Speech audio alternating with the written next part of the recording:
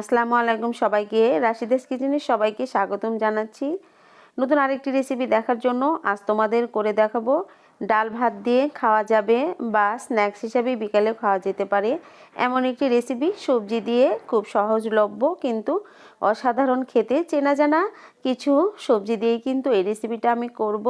এখানে আমি সিম নিয়েছি, 10-12টার মতো সিম নিয়েছি। বেশ ইউনিক একটা রেসিপি, তোমাদের আশা করছি অনেক বেশি ভালো লাগবে।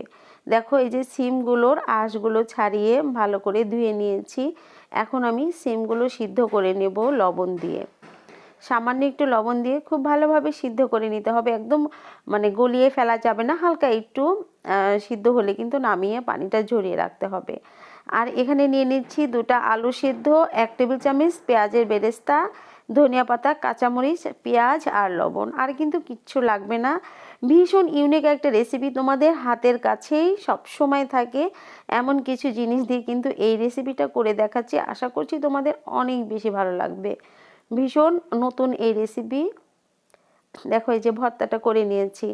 ভর্তাটা খেতে কিন্তু এমনি খুব ভালো লাগবে। ধনিয়া পাতা বেরেস্তা দিয়ে ভর্তাটা আমি করেছি, এখানে কিন্তু কোনো তেল ব্যবহার করিনি। আর দেখো, এই যে সিমগুলো সিদ্ধ করে বিচিগুলো থাক, বিচিগুলো তো স্বাস্থ্যের জন্য অনেক ভালো, অনেক পুষ্টি সম্পন্ন। বিচি ফেলে দেবো না, বিচি সহই কিন্তু এই যে আলু ভর্তাটা আমি ভালোভাবে স্টাফিং করে নিলাম। এখন একটা বেটার করে নিতে হবে। নিয়ে নিচ্ছি ময়দা পরিমাণ মতো, তার সাথে দিয়ে দিচ্ছি বেসন। ময়দা যতটুকু নেবে তার অর্ধেক বেসন নেবে। সামান্য লবণ দিয়ে দিলাম আর 1 চিমটি খাবার সোডা এখানে দিয়ে দিলাম। আমি দিয়ে দিচ্ছি হলুদের গুঁড়া পরিমাণ মতো আর শুকনো মরিচের গুঁড়া, আর দিয়ে দিলাম তেল। এখানে 1 টেবিল চামচের মতো তেল দিয়ে দিলাম। তেলটা খুব ভালোভাবে যে ময়দার সাথে মিশিয়ে নিতে হবে। এখন পাতলা একটা ডো করে নেব আমি। প্রথমে অল্প পানি দেবো, একসঙ্গে কিন্তু বেশি পানি দেওয়া যাবে না। এই যে এরকম একটা ঘনত্ব হবে, এরকম একটা ঘনত্ব বেসন গুলে দিয়ে এখন দেখো, এই যে কম আঁচে তেলে একদম ক্রিস্পি করে ভেজে নিতে হবে। আঁচটা কিন্তু বেশি দেওয়া যাবে না, খুব কম আঁচে ভেজে নিতে হবে একটু ধৈর্য ধরে।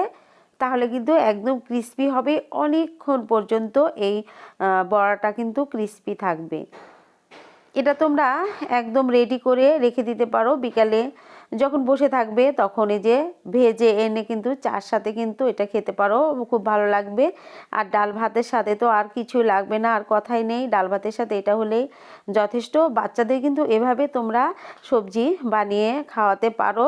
এভাবে বানিয়ে একটু টমেটো সস দিলেই কিন্তু বাচ্চারা একদম চুপচাপ খেয়ে নেবে, কোনো কথা হবে না। বাচ্চারা তো সবজি খেতেই চায় না।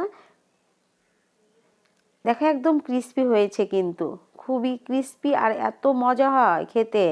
আশা করছি রেসিপিটা তোমরা একবার হলেও তৈরি করে খাবে আর জানাবে কেমন হলো।